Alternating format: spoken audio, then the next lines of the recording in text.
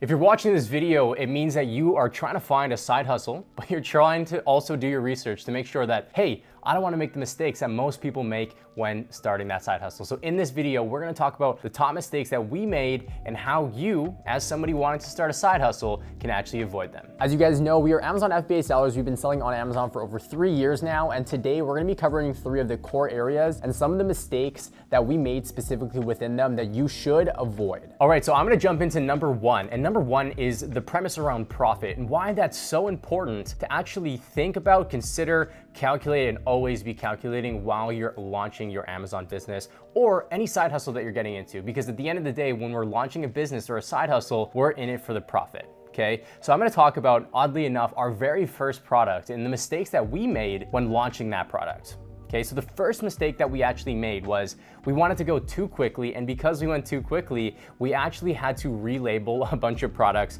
before they went to Amazon. Now, why is that important to know? Because when it comes to relabeling, considering that we were shipping from China all the way to the United States and then to Amazon, we had to pay a 50-cent labeling fee on 3,000 units, and on top of that as well, labor in the States is not cheap. So right off the bat, number 1, there was opportunity cost. And that opportunity cost was, it took us an additional 2 weeks to get started because we had to get everything relabeled. Number 2, we had to pay for labor and we also had to pay for 50 cents on every single product. Now, keep this in mind. That product was a $20 product, right? We were gonna sell it for $20, shaving even 50 cents off, plus that labor in addition to, really impacts those margins, okay? Now, the other thing as well, if you're shipping and importing goods from anywhere across the world, do your due diligence and make sure, especially in today's day and age, to do some shopping around for freight forwarding, right? We spent way too much money on freight forwarding at the very beginning. We even airshipped some products, and with that weight of the actual labeling,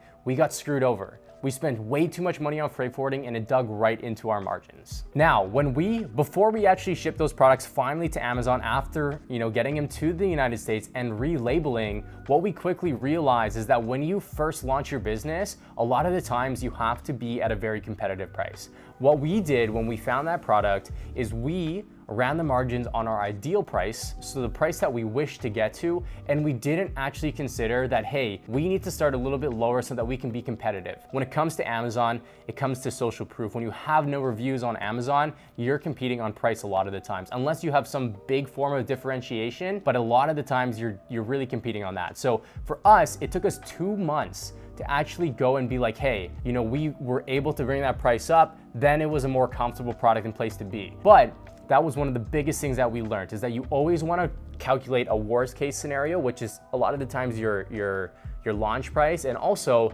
hey, when I get this product up to having, let's say, 50 reviews or 100 reviews, I can start charging more of that premium pricing because I know I have that better product. So what can you learn from this? One of the things that I think we really took advantage of was we learned from that mistake right out of the gates. We went from having a 10% margin product all the way up to a 46% margin product. And we were just making sure that we knew those components of our business right away, analyzing the data sooner than later and making those analytical decisions on our next order. Now I'm gonna be talking about core business area, our product line. Building an Amazon business is very similar to an investment portfolio. We wanna make sure that we're adding products to our product line so that we can diversify our income across multiple different streams. Look at those products as income streams. Look at them as diversification. Should one fall, should one be taken down by Amazon or whatever reason, you now have all these other products that are all able to bring you a consistent income at the end of the day. That's what we all get into the Amazon space for, is to build a secondary income, is to build a passive income, and to potentially even quit our jobs exactly like we did.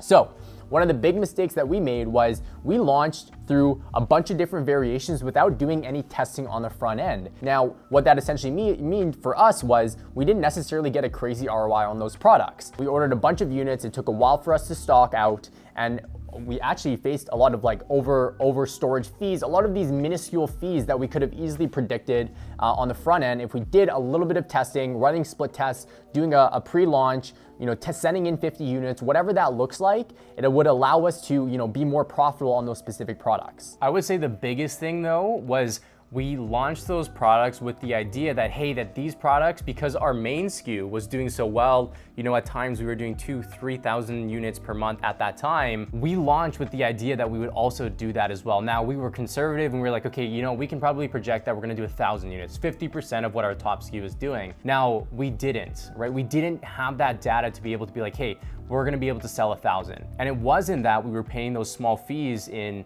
extra storage. It was, number one, it took up storage capacity at Amazon. Number two, it tied up our cash flow. When you're running a business, cash flow is king. If you tie up cash flow, you're no longer able to actually spend that money in core areas of the business, such as marketing, to be able to grow that business even further. So it restricted a lot of our growth.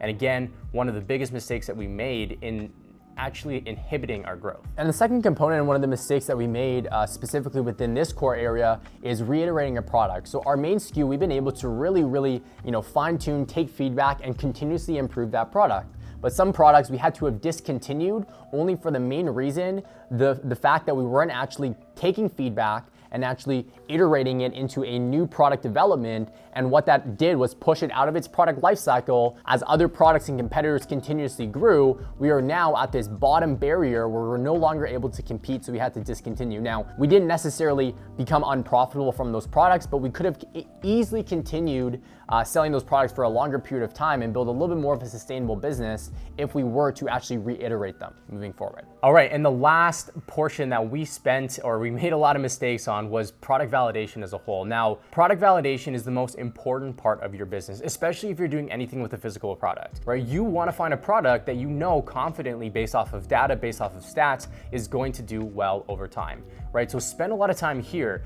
Don't launch a Me Too product, right? We've done that before. We launched one Me Too product and it completely failed, right? It didn't completely fail. We made our money back, but we had high hopes for it. And because we thought we can be like, oh, you know, this is a pretty new product to market, it phased out really quickly because we didn't have that edge that we did on most of our other products, which is actually bringing something unique to the market, okay? Another big portion of this, and this is one of the biggest mistakes that we made, was actually not doing our research on intellectual property, and specifically patents. Okay, so regardless of whatever product you launch, even if you think it's been around for ages and you're like, oh, there's no way there's a patent on this, do a patent search, because we got burned by it. Okay, we got burned by it and we had to get our listing, remove all of our inventory out of the United States. Luckily, we were able to pivot and move those products into Canada and actually do pretty good, right? So for us, we took something that, you know, we didn't do well on. We learned a very valuable mistake there, but it allows us to launch in a different marketplace. And we quickly realized the power of the Canadian marketplace because of that actual fail, right? So at the end of the day,